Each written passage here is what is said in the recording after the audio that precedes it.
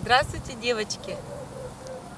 Что надо делать, чтобы сохранить домашний очаг? Да просто брать дрова и кидать их в костер.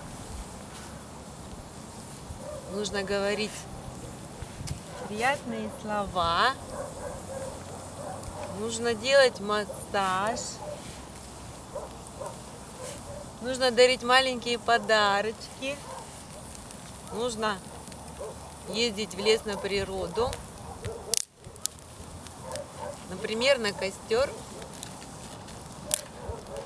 Ну и разные другие вещички.